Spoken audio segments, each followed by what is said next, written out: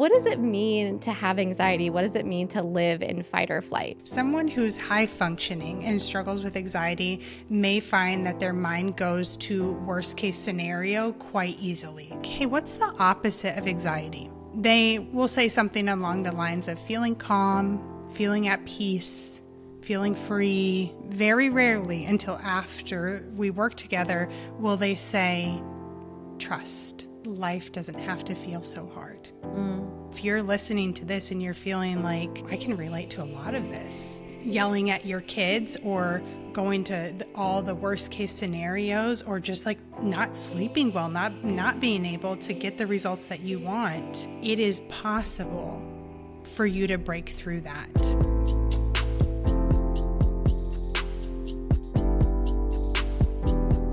Welcome back to the What About Mom podcast. Today I have Dr. Steph joining us. She specializes in working with women and mothers, healing anxiety and the nervous system at the root cause, getting you out of fight or flight and addressing those symptoms so that you can heal and feel more confident and safe in your body. So welcome, Steph.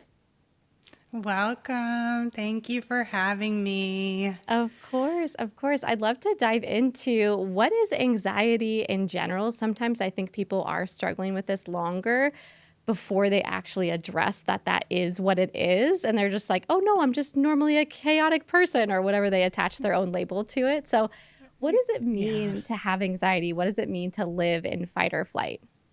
Yeah. Okay. This does present itself in a very wide spectrum of ways. So I'm just going to talk about a few. It's not a comprehensive list.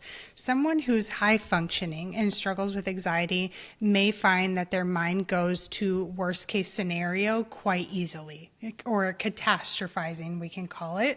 They may find that they just feel constantly worried. Little things, big things, medium things. The question of, well, what if this happens? What if that happens? What if this happens all the time is in their head. Of course, there's also the physical sensations, the heart beating faster, the shortness of breath, the pit in the stomach. And so we have physical and mental ways that it shows up. That's awesome to know. I feel like a lot of times as mothers, especially, most of my audience has young children, and they naturally feel like, oh, well, I just thought that was normal. I thought that, thinking about protecting my children or whatever it might be is quote unquote normal. So what are other signs and symptoms that might feel like, okay, this is outside the realm of just being a protective mama? Okay. So the first thing that pops in my mind is planning for every possible scenario. Okay. Maybe this woman would call herself a control freak. It was me. I'm just a control freak. And when things deviated from the expected, freaking out about it, emotionally not feeling okay. So another sign and symptom is almost like not being able to pivot when things don't go the way that we're expected, or, the way that we intended or planned, our nervous system being kind of in a frenzy and immediately panicking. Yes. So I spoke with somebody today who had a planned surgery for next Monday. They got news from their doctor that the surgery was going to be pushed out. And in that message, she said, oh my gosh, I'm having an emotional breakdown. I'm freaking out. A regulated nervous system can be flexible. One that's not regulated is hypervigilant. Oh no, what if this, what if this, what if this, what if this? And also is rigid. Like it has to be this way. If I'm caught off guard, I'm not safe. Where does this come from? Why would somebody have a nervous system like that? Or why would somebody have that tendency? Yeah. So a few different ways, but one is modeling. Whoever their caregivers were, if their caregivers, showed up in that way, the likelihood that they are going to have that too until they work on it is highly likely. And another reason could be they grew up in a chaotic home, in a home where there wasn't really physical or emotional or mental safety when different things happen. Maybe situations that weren't supposed to or predictable, and then their nervous system is just on high alert, kind of a smoke alarm going off all the time. Mm-hmm. And they haven't built that belief in themselves that they've got this no matter what. Mm. So it kind of comes back to finding our own nervous system safety by being able to be flexible and not as rigid, by being able to understand when something is really a threat, like the bear is after us, we need to go, versus like there's no bear, but somehow threat. Our perceived threat. Yeah, no, I love that. It's like we're perceiving it as a threat, but the inability to analyze, like, is this actually a threat? So if somebody is starting to listen to this and they're like, wait a second, maybe I have anxiety, or maybe I am living in kind of fight or flight, what would be the next step for them to start addressing it, to find more safety, to start healing? Yeah. Okay. I want to talk about that. And I want to say one thing first. The perceived threat is so common when we really get into it, almost always. If you just think about your life, how many times have you feared something happening and then did it happen? Mm-hmm. No. Or did it happen, or some variation of it, and you were totally fine? Like everything was okay. So it's almost always a perceived threat.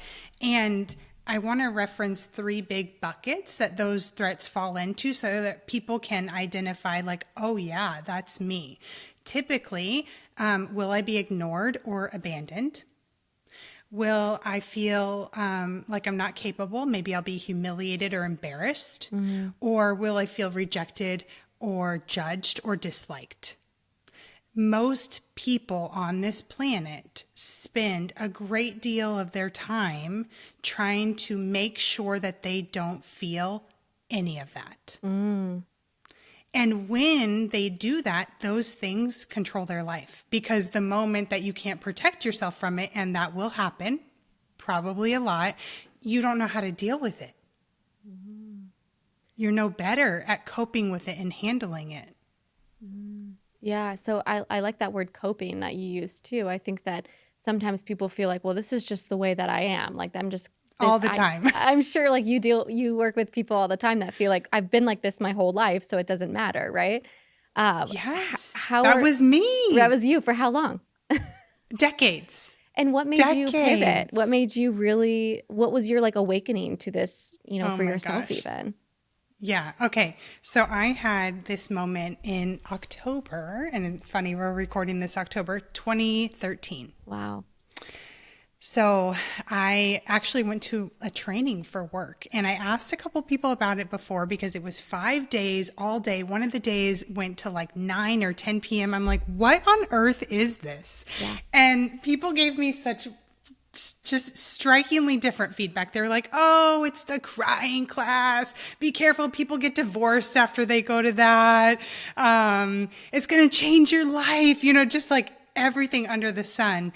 And it was there by noon on day 1. I couldn't look at the world the same. Everything that I thought I knew about myself and how the world worked shifted for me. Yes. Changed my entire life. Happened? I can't even remember what question you asked, but no, I know. Well, I was asking you too, like at what point did you start feeling like, oh my gosh, I have anxiety, or my nervous system is living in fight or flight? I'm also like, what happened in that class? Because that sounds like such a powerful shift for you. It's literally like the basis of everything that I do now. So I didn't have a moment where I was like, oh, I have anxiety. I think I knew because I just in college. Yeah, in college, I diagnosed myself as having generalized anxiety disorder. Okay. And so it's something that I thought, this is just the way that I am. I had been to a number of therapists. Nothing ever changed. I know a lot of people have that experience, unfortunately. And it wasn't really until this workshop, this retreat, so to speak, that everything shifted. And I realized that I was trying to protect myself from myself, from my insecurities. And And how that presented is I was showing up as a people pleaser, a perfectionist, a control freak, and it wasn't working. It was actually perpetuating the cycle. So there were very concrete things that I was doing, and I didn't know that I was doing them. Well, I knew I was doing them. I didn't know that they were making my anxiety worse, but they were. Right. Trying to think positive, trying to just tell myself like everything's okay, trying to control everything, trying to pretend and act like I was somebody I wasn't. There's just a whole slew of things. I could go on and on and on. That For real, sounds like it really opened up your doors to healing for yourself. And through healing for yourself, you now support others to heal their nervous system, to heal the fight or flight response. And through that process of identifying, oh, I have anxiety. And also that's one thing, right? But then to say, I have anxiety and now I see the world in a completely different way. I'm sure your habits, your actions, your emotions, your behaviors also shifted and changed at that moment or after that time too. So what are some tools that you use with your clients that you work one-on-one with or in a group setting with to help them make that shift themselves as well? Yeah. First step that all of my clients take is recalibrating their nervous system. I have found that most people have no idea that you can do this. It's a process where we actually use a heart rate monitor to identify the person's optimal breathing rate. So if somebody's going to do breath work, they're probably usually just going to Google it, chat GPT it these days, look on YouTube, and they'll get a standard breath work pace. But that's not the one that is made for your body. So we use a sensor to identify based on your heart and your heart rate variability, how should you be breathing during your breathwork sessions to recalibrate your nervous system. And it takes 10 weeks. If you think about it, people are like, oh, want results immediately, but you're not going to go to the gym one time and be jacked, right? Yeah, it just doesn't work like that. So it's a 10-week protocol. When we recalibrate the nervous system, it brings the body back into balance so that you're not in fight or flight anymore. When you dive into the inner work, it sticks and you can understand it at a different level because you can focus. You're sleeping well. You're not having panic attacks. You're not having anxiety. You're not yelling at your kids. I've even had people say, I was struggling to lose weight. I did this and now I'm losing weight because your body didn't feel safe. Right. Yeah, we notice that a lot with our clients too, those that are living in fight or flight. That cortisol is just pumping through their system. They often struggle to heal their physical bodies. Like tissues can't heal under stress if they don't have good oxygen, good blood flow, good nutrients to the area. That stress response really does affect the entire body. Requires them to hold on to more weight than they really need to, so they're not able to find that release if they're living in that chronic fight or flight state. I also love how you addressed other aspects to it of how it affects the whole body. You mentioned sleep, nutrition, how they're, yelling at their kids or whatever it might be. Yeah. So even though anxiety in our nervous system can be in our own ecosystem, it absolutely can affect all of the other things that will then come right back and affect our nervous system. Would you agree? Yes. There's massive consequences and it impacts every relationship and it impacts how you feel about yourself. And the list goes on and on, as you know. Yeah. And you said 10 weeks. I'm like, 10 weeks? That feels like a blip in time. I mean, honestly, the fact that you are able to shift people's nervous systems in just 10 weeks by allowing them to feel more recalibrated and to find more safety in their nervous system so they address their day-to-day differently. Many people who have lived in this state for years, as you mentioned, you kind of self-diagnosed yourself in college all the way up until this conference. To be able to make that shift in just 10 weeks shows how incredible the body is and how resilient it is too. It is. I've had women come to me, of course, who have been struggling with anxiety and panic attacks for more than a decade, sometimes 2 decades, 3 decades, women from 18 to 79 have worked with me, and they've gone to therapy. They've tried all the coping tools, but not once yet. I'll say yet because maybe I'll encounter somebody. Have they tried to recalibrate their nervous system? So I've been able to guide them from up to they've 2 panic attacks a day to no longer having panic attacks. Wow, that's incredible. That's really, really incredible. And I love how you're making it such a customized approach to each individual body, because we are so different. What works for one person might not work for the other person either. One thing that you mentioned was coping tools. And I think that we all like, oh, I'm just coping with my anxiety. What are coping tools that maybe people come to you trying or try themselves on their own without it really working? And what is actually a helpful coping tool? Yeah. So a lot of people that I encounter, moms and otherwise, are trying to use mental strategies to regulate their emotions. And what you say to yourself matters. However, 80% of emotion regulation needs to happen in the body.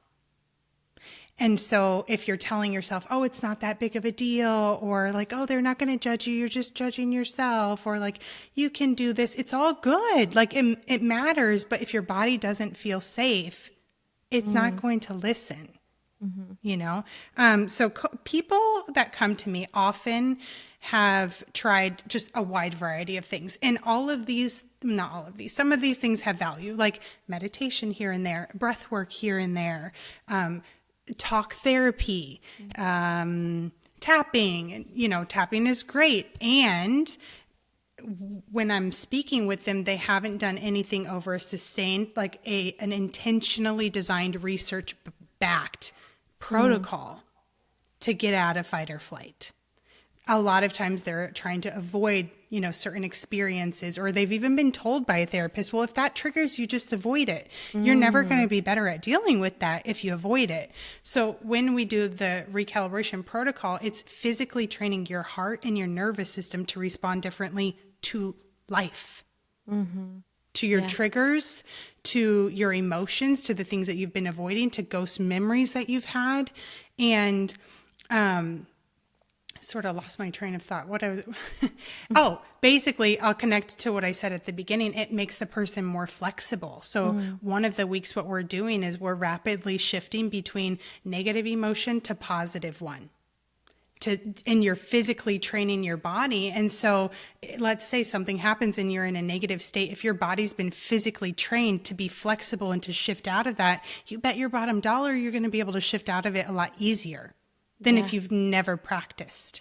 Yeah, and it sounds like the consistency and the repetition over time is the most crucial piece to it, right? Because we can try a little bit of talk therapy here, a little bit of meditation here, a little bit of that, but until we take it seriously and really allow the repetition and the consistency to flow week by week, of course, with a guided professional like yourself, but week by week, training the nervous system. We look at training the nervous system just as we look at training the muscles, right? So if you want bigger biceps, you're going to follow a strength training protocol and a strength training plan. You're going to go, bodybuilding, then you're going to go heavier, right? Weight with less reps. And there's a whole protocol to being able to increase muscle size.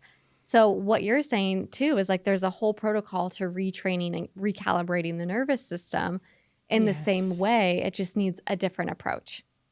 Yes. And I love that you referenced that because what popped in my mind is last year I was doing strength training at home. I was like, oh, I'll do some bicep curls and, some this and some that. And then I signed up with a coach and I'm doing her program. And I will tell you the muscles in my legs, OMG. I'm like, I've never seen this before. My husband's like, holy cow.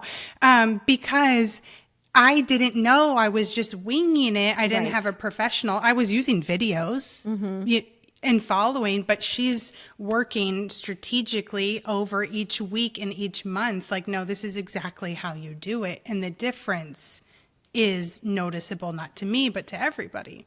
Yeah, it speaks volumes to having that personalized protocol, that personalized attention and care. I know obviously we can attest to that too, working with, women throughout these rehab protocols, but the muscles themselves and the nervous system are adaptable. And I think that's a really powerful, eye-opening thought for a lot of people. I think, a lot of people that struggle with anxiety for a long period of time, or nervous system dysregulation, or whether it goes to pelvic floor dysfunction or strength dysfunction or whatever it might be, Yeah. we can get into this fixed mindset that that's just the way it is and that my body won't change.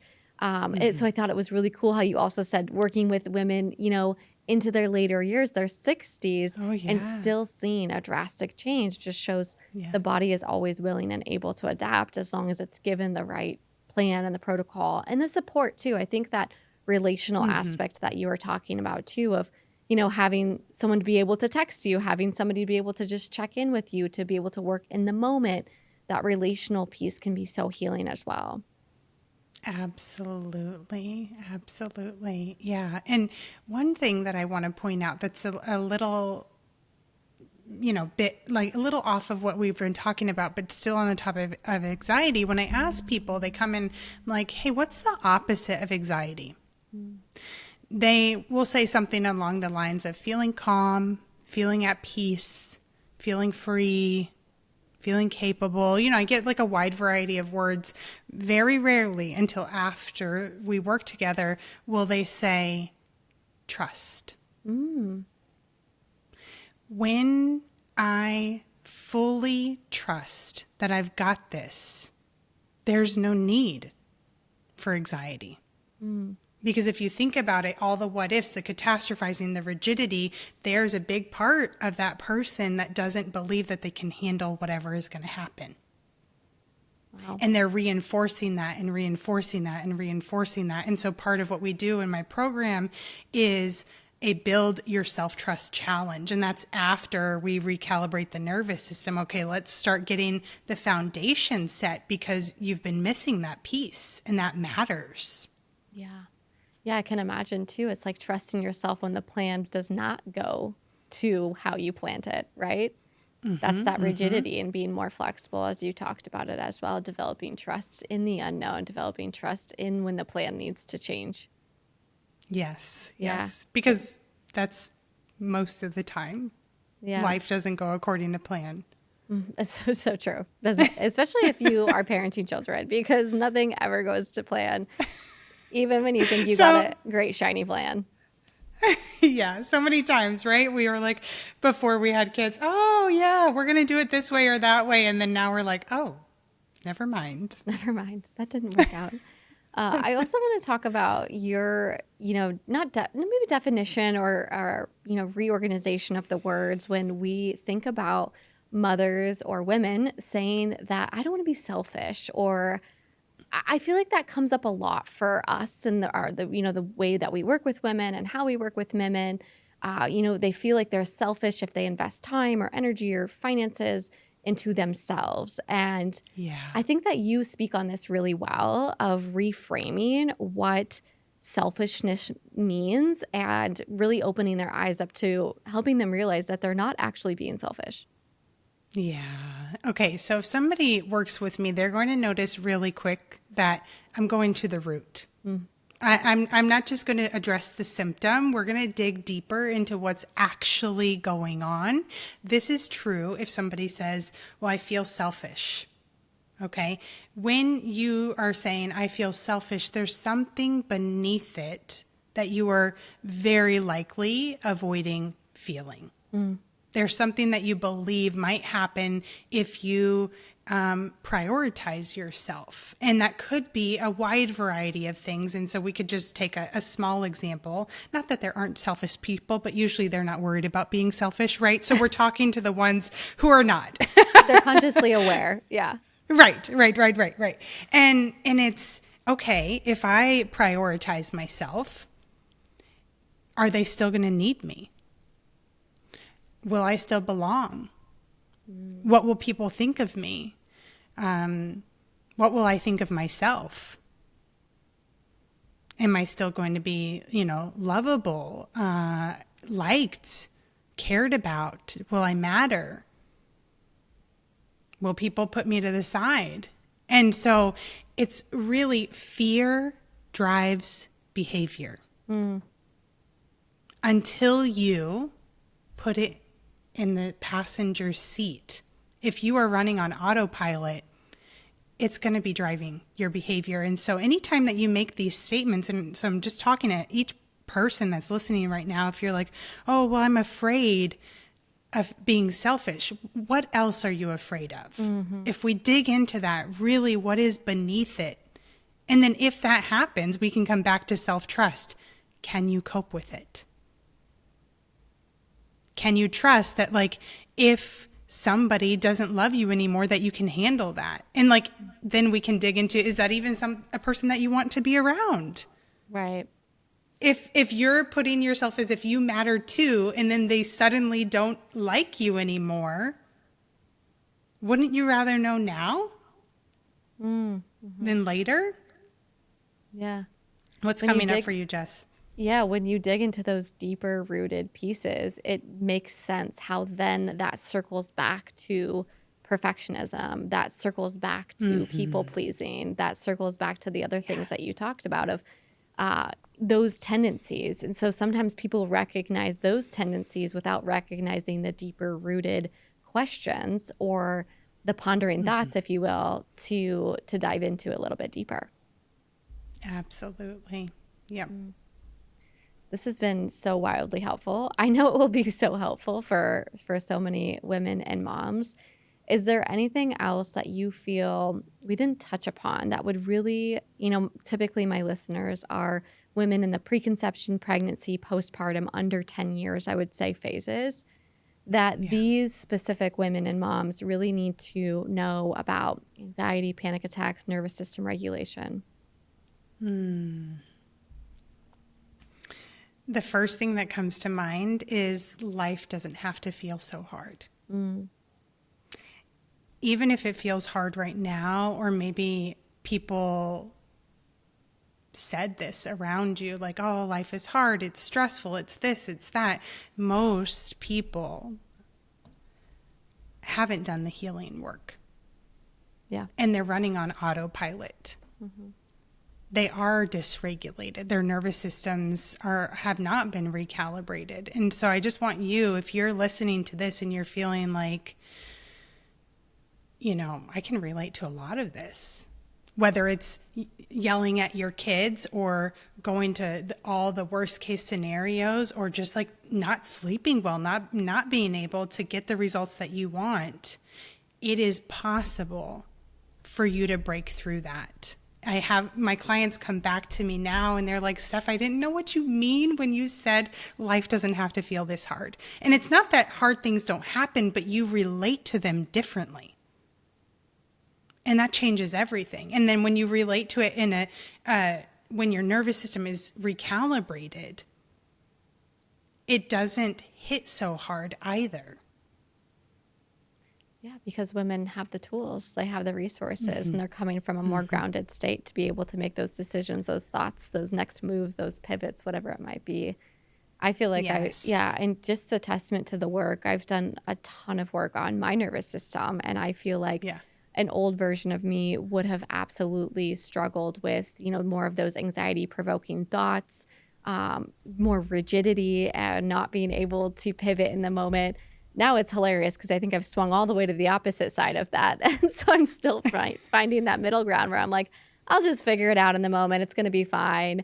But I think it's so important to be able to find that happy medium too in the pendulum of the rigidity, the overthinking, the anxiety, to then swing to the opposite side and feel that for a little bit. What if you just show up and figure it out and like go, see as you go, and how does that feel in your body? And then finding that middle balance of knowing that when you do that, you have the full scope now.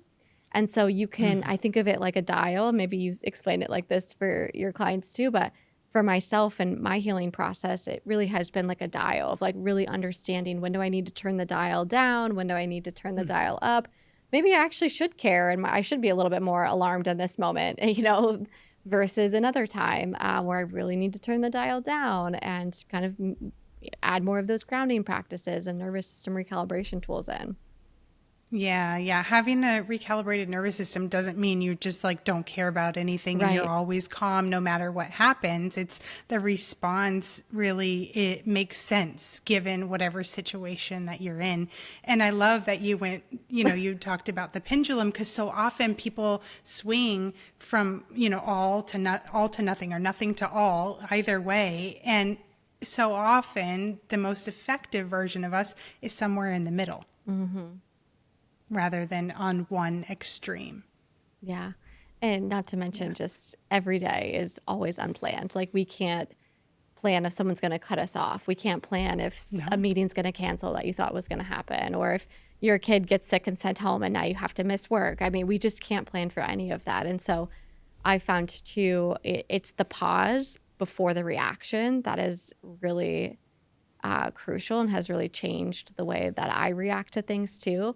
It's that pause after the trigger, right? The trigger is going to happen no matter what, because we're lifing, right? Yes, life is life in. Yeah. Yeah, but it's that pause where we get to make the choice instead of it being so reactive, which is where I think, Yeah. at least for me, I can't speak for everyone, at least for me, I feel like where a lot of that dysregulation stemmed from, that reactivity. Yes. I love that you mentioned that, because a lot of people, and I have felt this too, feel like life is happening to them. And one of the core things that I work on with clients is actually, and this is related to what you said, increasing their self accountability and their choice. Because if you feel like life is happening to you and you have no choice, you have no control, it's just going to keep on happening. So we have to look for, okay, let's raise my self accountability. Where do I have choice? Where might I actually be choosing a thing that I say that I don't want? That my subconscious mind, that's a whole nother topic, that my subconscious mind secretly wants me to stay there because it's getting something else. And that opens so many doors for people to see, oh, I can actually shift out of this quite quickly and simply. Whereas can I tell a quick story Please, yeah, no, go for it. on this? Okay. I had a pattern of having emotional breakdowns where I was hyperventilating for decades, like from the time I was a little girl until my 20s. Wow. And it was this moment where I started increasing my self accountability and looking for if there's like a subconscious hidden reward here, what might be the reason why I have this pattern? Because up to then I thought like, oh, this is just the way that I am. And so when I discovered that, what was keeping me stuck, I have never had that pattern again. And so some people might hear that and they'd be like, oh, that's so nice for you, Steph. That's not my reality. No, these are the tools that I use with my clients. This is how powerful it is to see, just like the trigger happens, the reaction you have control over. Yeah. Yeah, that's incredibly powerful. And I think that's just goes to show that healing can happen in a moment, right? It can happen in a snap of a finger if we allow it, if we're willing to see it, if we're open to receiving the message. Where we stay stuck in, repeated patterns is where we stay more in that victim mindset of like, oh, well, that's nice for you, or I can't heal that way, or I've tried that and it didn't work. But it sounds like to me like that story, you had the tool, you made the choice, and it was like a new paradigm shift for you. Completely. Yes. Yeah. Yes. Amazing. Well, how do people work with you, Dr. Steph? If they're like, oh my gosh, I need to work on my nervous system, 10 weeks sounds like a breeze. Like, how do they work Yeah. with you? How do they find you? Yeah, best place to find me is on Instagram. I also am on Facebook. My handle is Dr. Stephanie Lopez, Dr. Stephanie Lopez. And I have in-person retreats to reset and get those tools, away from all of the noise of the world. And then I also have virtual programs, one-on-one and group.